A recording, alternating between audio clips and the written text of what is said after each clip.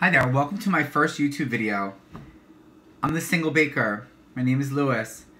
I've been baking now for a few years. I look forward to making these videos with you guys and hopefully you'll like them. If you do, hit subscribe.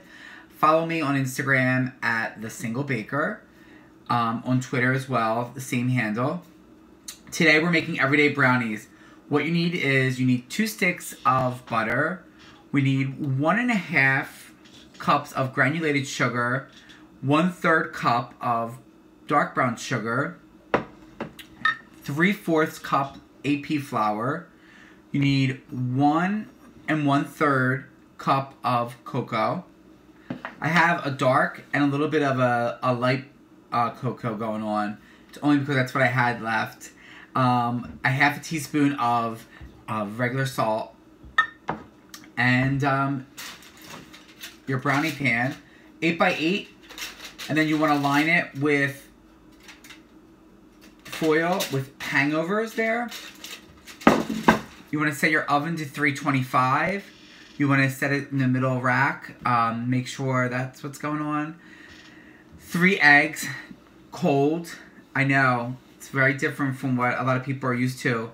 I find that using the cold eggs makes it more of a fudgy brownie and not a cakey brownie. If you wanted to use room temperature eggs, it would make it a little bit more on the cakier side, which I would eat as well, with hands down no problem.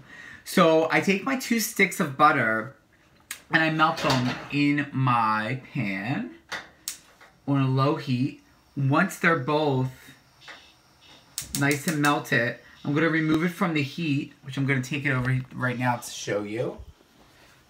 So it's nice and melted butter.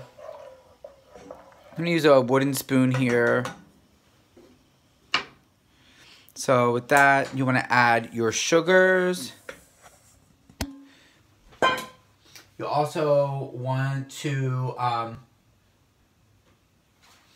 add your salt, and you also want to add your cocoa, and you want to mix this all up.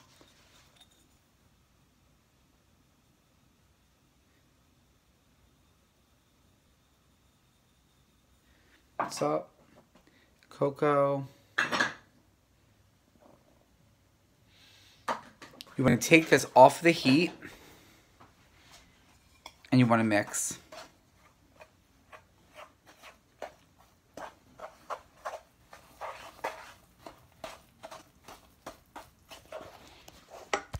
So you just want a nice mix here going on.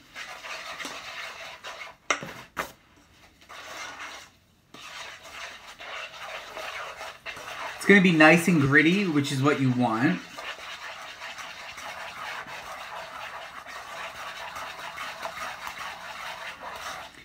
And then you just want to feel it, and to the touch, if it's still hot, you let it sit for 5 minutes.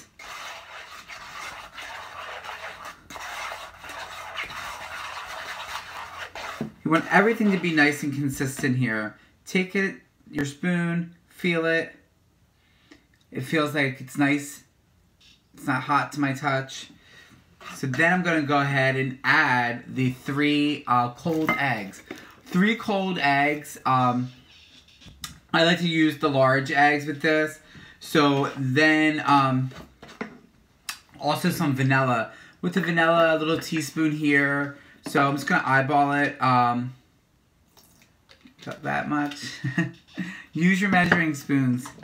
I just don't have one right this second because I was rushing to do this. And then the 3 eggs. The 3 eggs you want to do, crack it right in, or you can crack it on the side if you're not confident enough to do it this way. You don't want any shells, so if you are not confident, don't do it this way. Do it the old school way where you crack it into a separate bowl and, and then add them into the pot. So everything's nice and warm. So then you're just going to go really nice and quick with this. Try to get everything moving, which is what you want.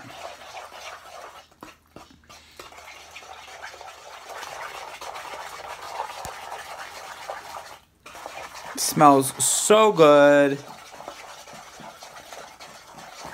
Once they're all nice and blended, can see how it's getting like really nice and blended here. I'm gonna move it over to here so you can see it better. I'm still trying to figure all this stuff out, so be patient, I guess.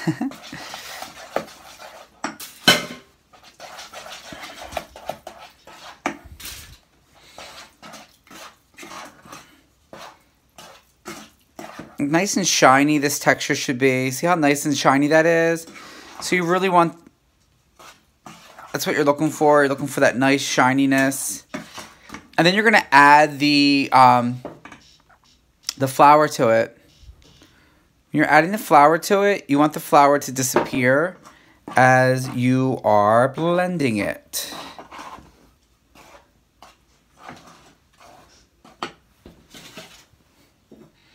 And then add the rest of it.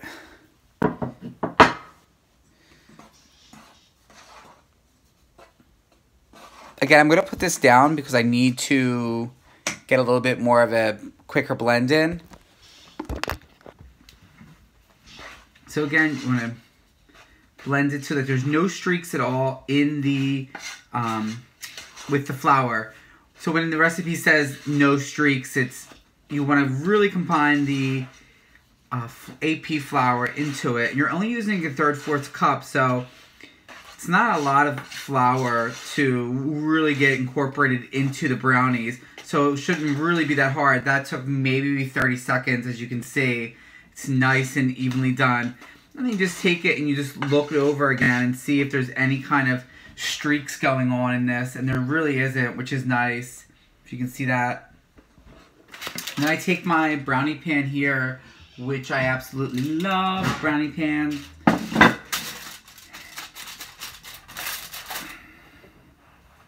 If you wanted to add, you can add chocolate chips. I have some chips in my refrigerator that I forgot I had, and I can add them to it.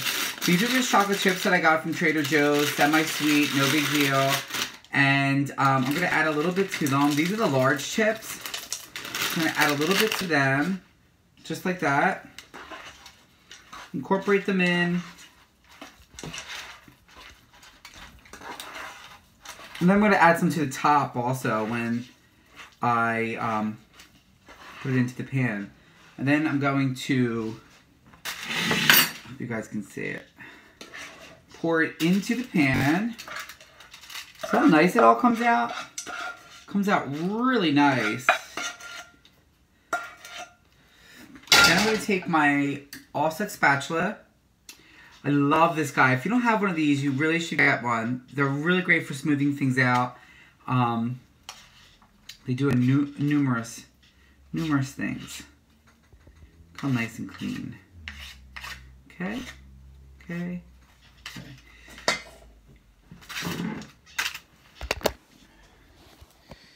Look at this. So now you really want to try to get into the corners.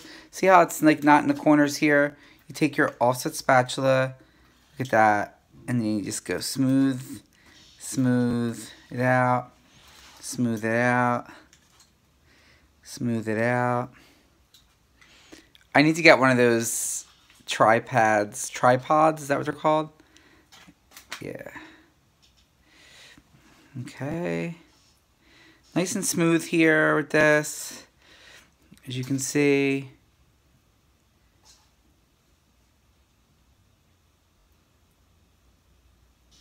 Then we're going to bake this for 38 to 45 minutes. I know it's a weird time, but it works. Trust me.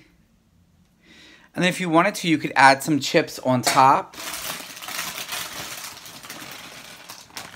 I have these really nice large chips from Trader Joe's that I like to use. But it's totally your call on what you like.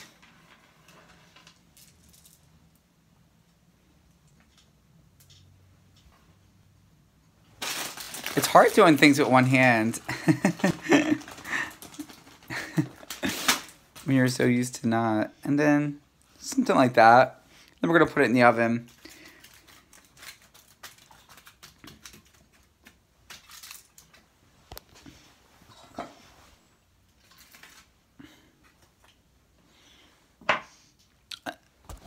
And now we're gonna put it in my oven.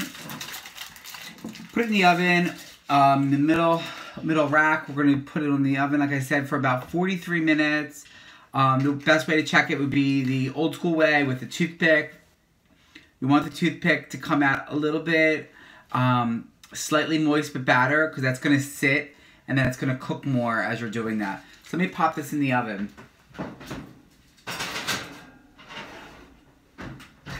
So like I said, pop that in the oven. Clean up all their area that you need to clean up. And then we wait. So we set a timer for 45 minutes, maybe a little bit less, and we'll rotate the pan and we will check them and then they'll be done. So let's wait.